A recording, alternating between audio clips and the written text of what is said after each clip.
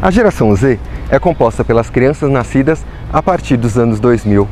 Elas cresceram em um mundo onde a tecnologia está presente em diversas situações, em casa, com os amigos e até na escola. A rapidez com que enviam e recebem mensagens se reflete na forma com a qual querem lidar com os outros aspectos da vida, se tornando cada vez mais dependentes da tecnologia e da velocidade da informação. Se as gerações anteriores estavam acostumadas a se conectar ao mundo com o computador de mesa, a geração Z cresceu rodeada de aparelhos móveis e interativos. Sidney Oliveira é autor de alguns livros sobre conflitos entre gerações e nos conta a diferença entre a geração Z e as anteriores. Os primeiros Zs nasceram no ano 2000, 2001, 2002. Eles viram o mundo de uma outra forma.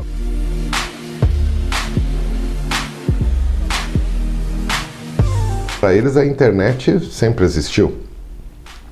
Como para os jovens anteriores a energia elétrica sempre existiu. Então você imagina uma geração que nasceu onde celular era uma realidade. Ele não aprendeu o celular. O Y da década de 80 aprendeu o celular. O Y da década de 90 viu o celular como curiosidade e teve acesso na década de 2000. O que nasceu na década de 2000 não sabe o que é não ter um celular. Aliás, ele chega agora aos seus 9, 10 anos de idade, ele já tem um celular. E não é apenas o celular que domina a atenção das crianças. O videogame também tem seu espaço na rotina delas. Na infância, é importante a presença dos pais para verem se o conteúdo é apropriado. Foi isso o que fizeram os pais do Brian, de 4 anos, que gosta de ficar horas jogando. Ele até jogava alguns mais violentos, mas seus pais tiveram que proibir. Deixar ele fica o dia inteiro em que Deus deu. De manhã ele acorda 8 horas, agora deu uma diminuída, né?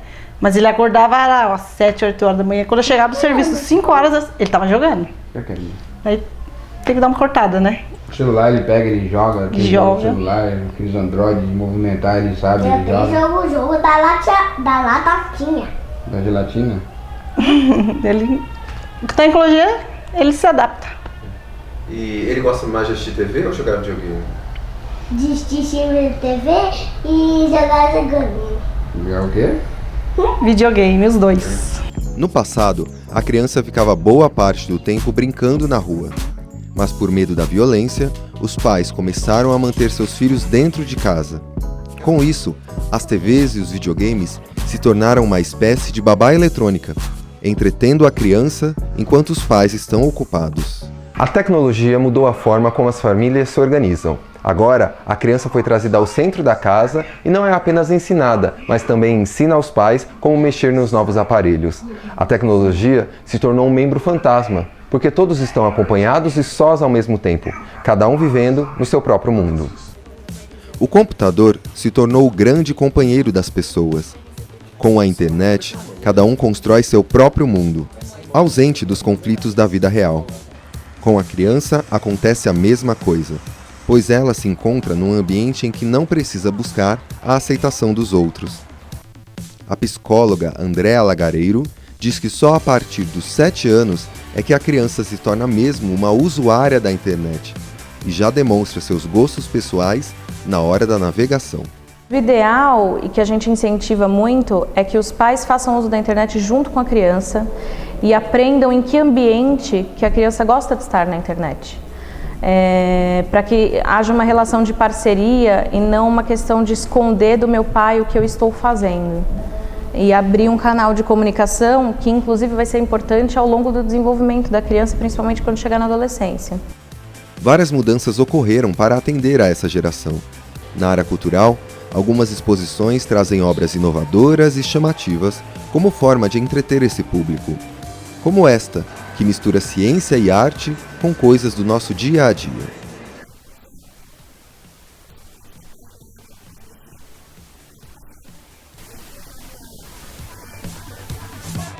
E é assim que a geração Z se apresenta, cada vez mais rápida e com mudanças mais aparentes se comparada às gerações anteriores.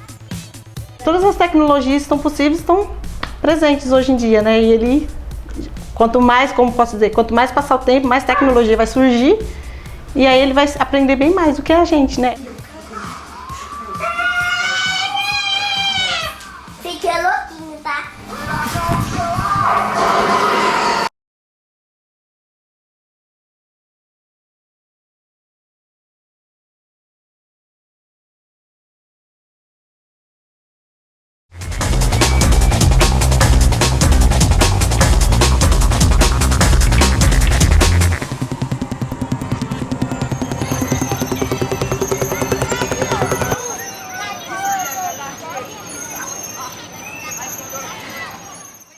Quando eu comprei o primeiro aparelho de jogos para o André, que era o PlayStation, ele foi contra.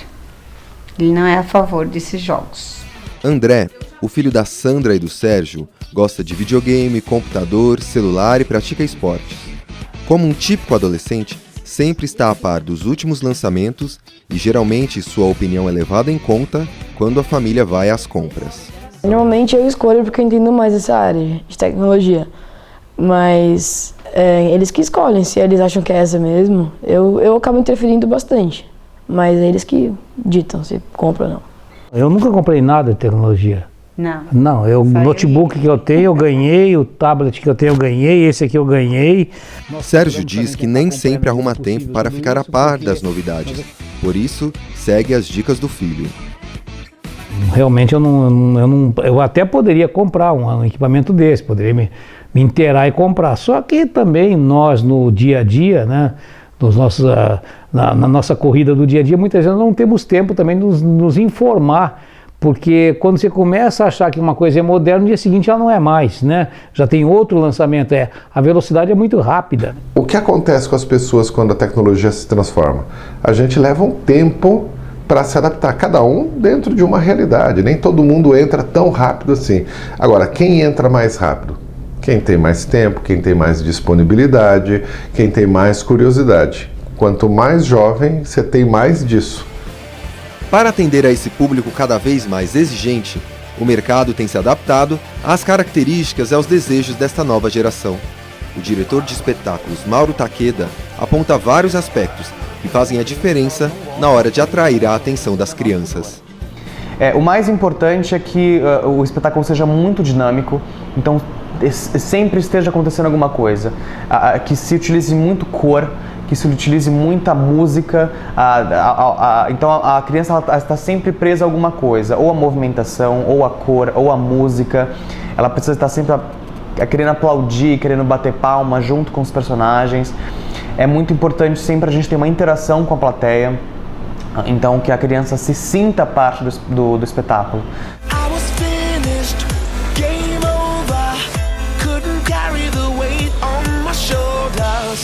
Nessa feira de games, por exemplo, os visitantes, além de conhecerem os lançamentos do universo virtual, podem experimentá-los.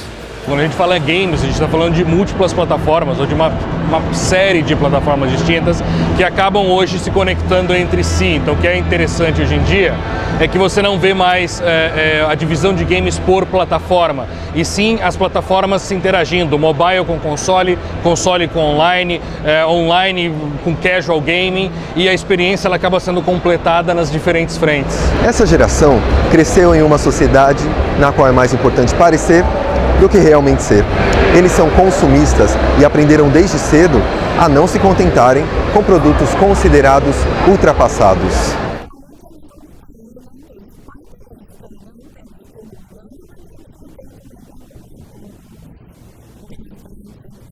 Meu filho, ele pede muita coisa. Claro que ele pede, ele está vendo televisão, está sendo estimulado. A internet está dizendo queira, queira, queira. Claro, os amiguinhos estão tendo, os outros pais estão dando.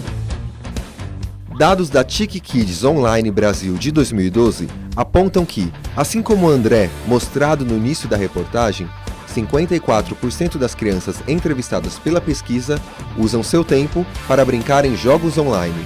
40% postam fotos na rede e 24% enviam mensagens online. O que me preocupa muito é o vício, eles começam a ficar muito tempo permanente com esses jogos, sejam violentos, não sejam. Então, ou seja, hoje é muito comum você ver as pessoas aí na rua, os adolescentes, as crianças, cada um com um celularzinho e não faz nada, não interage, fica só ali, parece assim que está hipnotizado por aquele instrumento. O termômetro que a gente utiliza para avaliar se uma utilização de um determinado material, e aí falando especificamente da internet, é patológico ou não, é abusivo ou não, é exagero ou não, é verificar o quanto essa criança não consegue dar conta das atividades cotidianas. Eu vou para a escola cedo, chego, ou eu tenho inglês, dependendo dos dias, ou handball. Chegando eu tenho que fazer lição, trabalho, e se sobrar algum tempo, ou vou andar de skate ou jogo videogame. Tá vendo, Sérgio? Com o André, não precisa se preocupar. Mas talvez nem todos os pais tenham esse privilégio.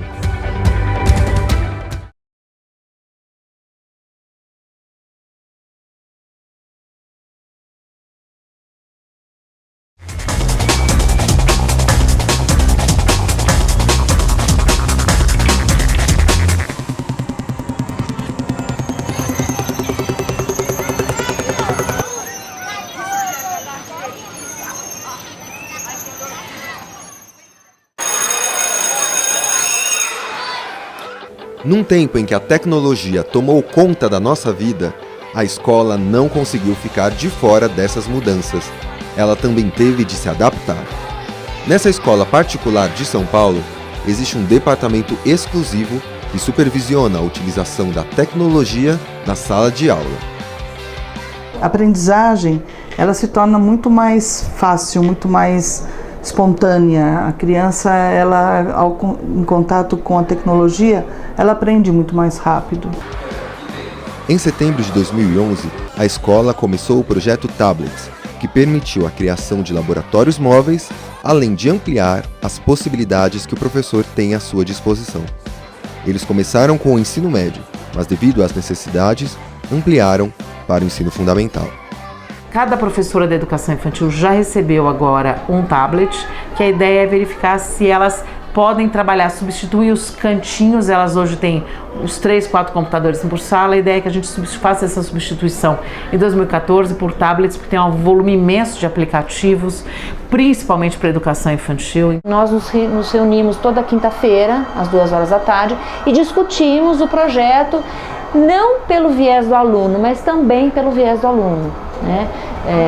Nós sabemos que eles são os nativos digitais, os estudos mostram que eles ficam muitas horas dedicados aos meios digitais, mas como é que a escola, né, que tem uma responsabilidade social em cima disso também, como é que ela transita nesses assuntos? E aí nós chamamos de fato os sujeitos dessa reflexão, que são os alunos. Então isso também foi um grande ganho, porque hoje o projeto ele é também desenhado pelos alunos, né? Maria Lúcia foi secretária estadual da Educação de São Paulo. Ela acredita que a sociedade mudou e que o professor deve se adaptar ao aluno atual. O sujeito da educação é o aluno, não é o professor. O professor ele está na sala de aula para organizar essa situação de aprendizagem, mas quem vai aprender é o aluno. Então o professor tem que buscar alternativas que facilitem esse processo de aprendizagem. O modelo tradicional de ensino, chamado aprendizado em massa, aquele no qual o professor fala tudo e os alunos apenas escutam, foi colocado em xeque por alguns especialistas da área. Eles dizem que chegou a vez da educação interativa, quando o professor e aluno aprendem juntos. É o próprio estudante quem decide o que é mais relevante e no que vai se aprofundar. Com isso, a tecnologia ganha um papel fundamental. Numa das esquinas da famosa Avenida Paulista, funciona desde 1907 a Escola Estadual Rodrigues Alves.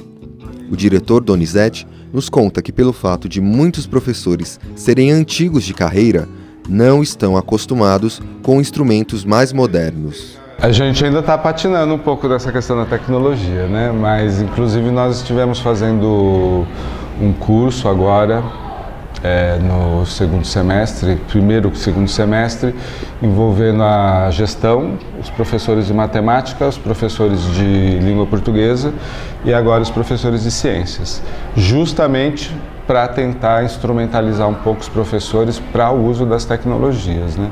Porque não é só pegar, colocar o vídeo lá, a criança vê. Se ela não interagir com a tecnologia, não adianta nada, é uma aula tradicional.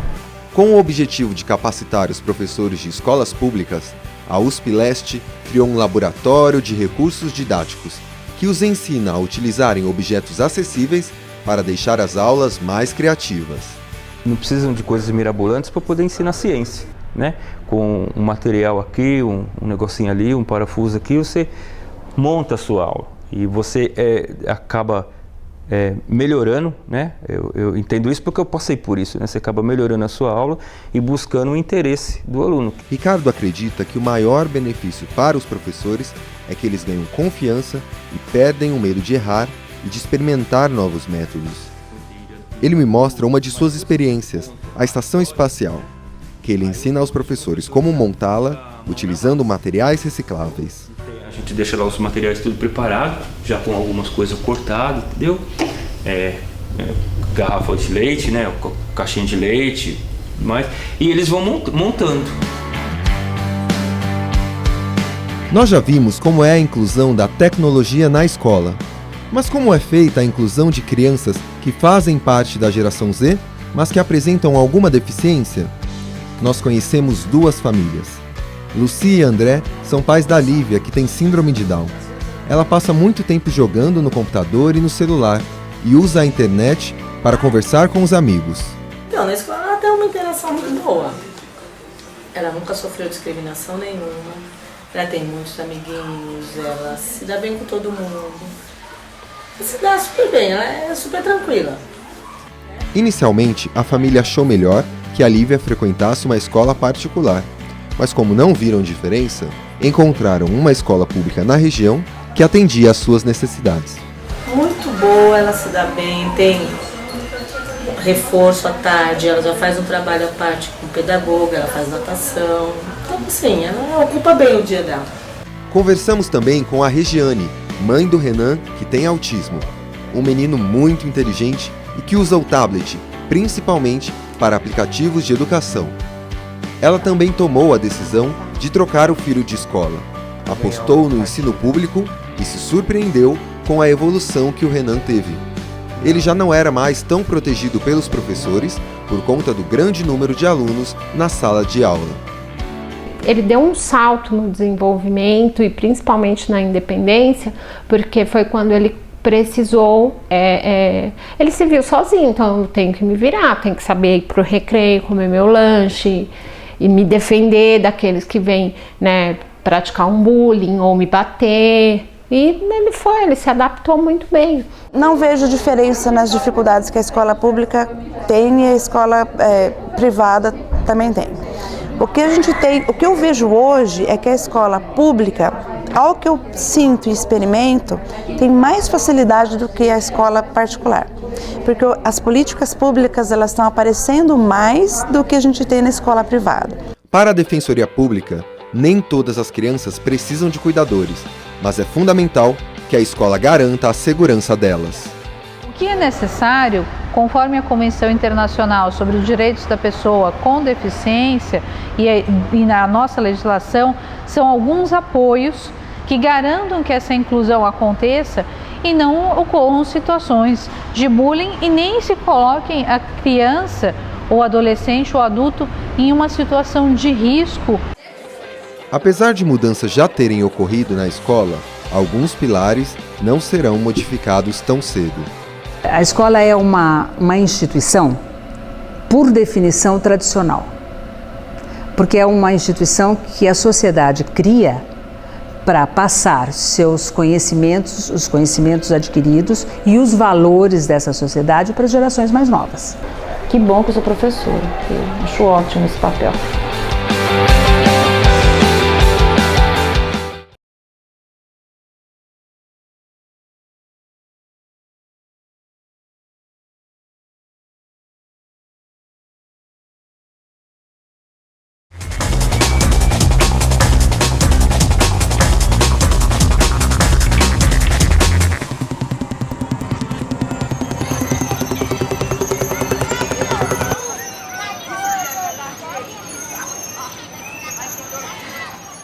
A exigência dela foi: mamãe, eu quero um tablet pequeno, não quero o grande.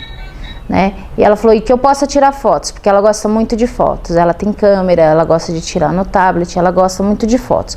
Foi a única exigência. Ele não, ele ainda não se liga muito no diferencial entre um aparelho e outro. Então, para ele, eu ganhei o tablet, está ótimo, posso jogar, posso mexer, é meu, ótimo. Ele ainda não tem essa noção do que é mais a tecnologia mais avançada ou não. As mudanças sociais que aconteceram ao longo dos últimos anos alteraram a dinâmica e a estrutura familiar. Hoje, os pais passam mais tempo no trabalho do que com os filhos, o que transforma a relação entre essas gerações. Tenho menos filhos, a mulher trabalha, o marido trabalha, nós dois trabalhando, a gente pode dar para os nossos filhos os desejos que nós tivemos. Só que aí tem um problema. Quem dá a atenção? Quem dá o acompanhamento? Nem o brinquedo não virtual, nem os jogos substituem presença de pai e mãe em casa. A gente recebe vários e-mails de pais inseguros quanto a essa decisão de deixar os filhos na internet ou no videogame o dia inteiro porque eles trabalham. Um dos estudiosos que mais analisa o desenvolvimento desta geração é Don Tapscott. Ele diz que a criança encontra liberdade em casa para discutir sobre os mais diversos assuntos. Com isso, ela se aproxima dos pais e leva em conta a opinião deles quando tem de tomar uma decisão. Eu acho que duas coisas que são importantes. A alimentação, a refeição, ser feita junto, todos juntos, em família, que é um momento que assim, a gente está unido, pode conversar, pode um perguntar uma coisa para o outro, tem uma novidade, conta para todo mundo. Eu acho que é importante a gente estar junto nesse horário. E assistir televisão também, até para eles saberem o que nós, pais, gostamos e nós sabermos o que eles gostam também, para justamente estar acompanhando.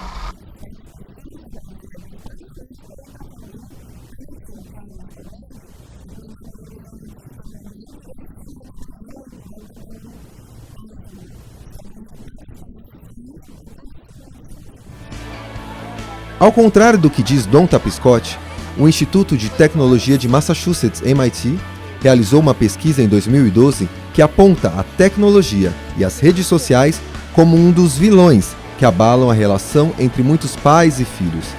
Sidney Oliveira comenta que os próprios pais também preferem chegar em casa e cuidar de suas próprias vidas ao invés de interagir com os filhos. Filho 1 vai para o casulo 1, filho 2 vai para o casulo 2, por quê? Porque ele tem que mexer no Facebook, o outro tem que mexer na internet. E os pais cansados também pegam o lanche, vão para o quarto, ficam no casulo deles, casulo de casal. E normalmente o marido liga a televisão, a mulher liga o iPad e eles ficam lá, nem eles estão se interagindo. Quer dizer, a gente está vendo uma destruição da relação com um bom argumento. Durante essa série de reportagens, apresentamos as características da geração Z, sobre consumo, educação e família. Essas crianças, apesar de carregarem comportamentos das gerações anteriores, têm seu ritmo ditado pela tecnologia e isto é fundamental para a formação da personalidade. Mas o que o futuro reserva para elas? Todo aquele processo que aconteceu na década de 80 e 90, provendo, dando para o filho, fazendo, tudo isso aí só ficou mais intenso nas famílias. Ou seja, agora qualquer criança é rei. Eles são famílias, eles gostam de estar junto, a gente gosta de fazer as refeições, de conversar, de assistir televisão. Eles vão gostar disso, mas eles também vão querer ter a liberdade de poder sair com os amigos, de poder ter o mundo deles separado um pouco da família.